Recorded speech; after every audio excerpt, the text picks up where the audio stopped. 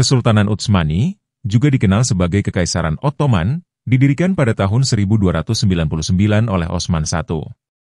Selama lebih dari 6 abad, Kesultanan Utsmani menjadi salah satu kekaisaran terbesar dan paling berpengaruh di dunia, mencakup wilayah yang luas dari Eropa Tenggara, Asia Barat, hingga Afrika Utara. Puncak kejayaannya terjadi pada abad ke-16 dan ke-17 di bawah pemerintahan Sultan Sulaiman yang Agung.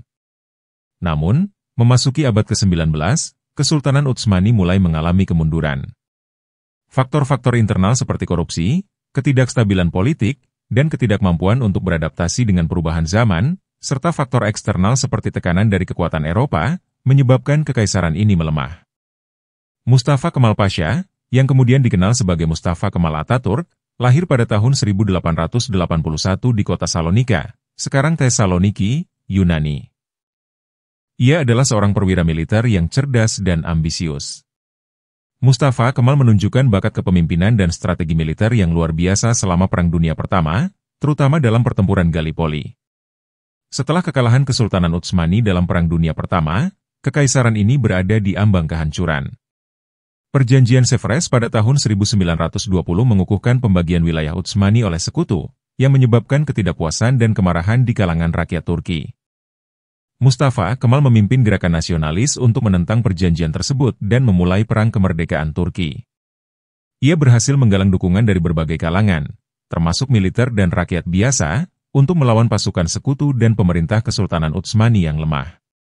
Pada tahun 1922, pasukan nasionalis yang dipimpin oleh Mustafa Kemal berhasil mengalahkan pasukan Yunani dan mengusir mereka dari Anatolia.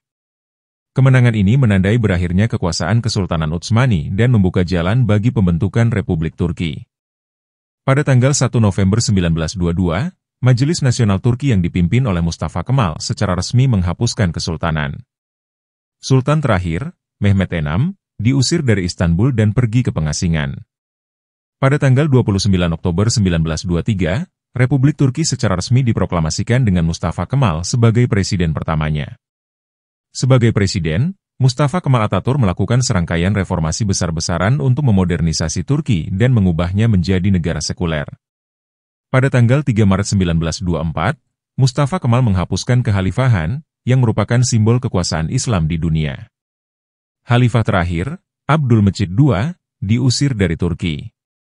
Atatürk memperkenalkan sistem pendidikan sekuler dan menghapuskan sekolah-sekolah agama.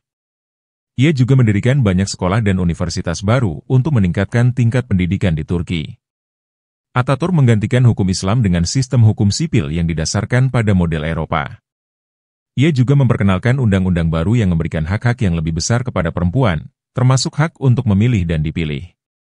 Atatürk mengganti alfabet Arab dengan alfabet Latin untuk bahasa Turki dan mendorong penggunaan bahasa Turki dalam semua aspek kehidupan. Ia juga mempromosikan budaya dan identitas nasional Turki. Atatürk mendorong industrialisasi dan modernisasi ekonomi Turki. Ia memperkenalkan berbagai kebijakan untuk meningkatkan produksi dan perdagangan, serta membangun infrastruktur yang lebih baik. Reformasi yang dilakukan oleh Mustafa Kemal Atatürk memiliki dampak yang signifikan dan berkelanjutan bagi masyarakat Turki hingga saat ini. Salah satu reformasi terbesar Atatürk adalah pemisahan agama dari negara. Ia menghapuskan kekhalifahan dan mengurangi pengaruh agama dalam politik dan hukum. Ini menciptakan dasar bagi negara sekuler modern di Turki, di mana hukum dan kebijakan negara tidak didasarkan pada ajaran agama. Meskipun ini menimbulkan kontroversi, terutama di kalangan kelompok konservatif, sekularisme tetap menjadi salah satu pilar utama negara Turki hingga hari ini. Atatürk memperkenalkan sistem pendidikan sekuler dan wajib bagi semua warga negara. Ia mendirikan banyak sekolah dan universitas baru, serta mengganti alfabet Arab dengan alfabet Latin untuk bahasa Turki. Reformasi ini meningkatkan tingkat melek huruf dan pendidikan di Turki, serta membantu menciptakan masyarakat yang lebih terdidik dan modern. Reformasi Atatürk juga memberikan hak-hak yang lebih besar kepada perempuan. Ia memperkenalkan undang-undang yang memberikan hak untuk memilih dan dipilih, serta hak-hak sosial dan ekonomi lainnya. Ini membantu meningkatkan peran perempuan dalam masyarakat Turki dan mendorong kesetaraan gender. Atatürk mendorong industrialisasi dan modernisasi ekonomi Turki. Ia memperkenalkan berbagai kebijakan untuk meningkatkan produksi dan perdagangan, serta membangun infrastruktur yang lebih baik. Ini membantu mengubah Turki dari negara agraris menjadi negara dengan ekonomi yang lebih beragam dan maju. Ataturk mempromosikan identitas nasional Turki dan mendorong penggunaan bahasa Turki dalam semua aspek kehidupan. Ia juga memperkenalkan kalender Gregorian dan mendorong adopsi pakaian Barat. Ini membantu menciptakan identitas nasional yang kuat dan memodernisasi budaya Turki. Reformasi Ataturk juga mengurangi peran militer dalam politik, meskipun militer tetap menjadi kekuatan penting dalam menjaga sekularisme dan stabilitas negara.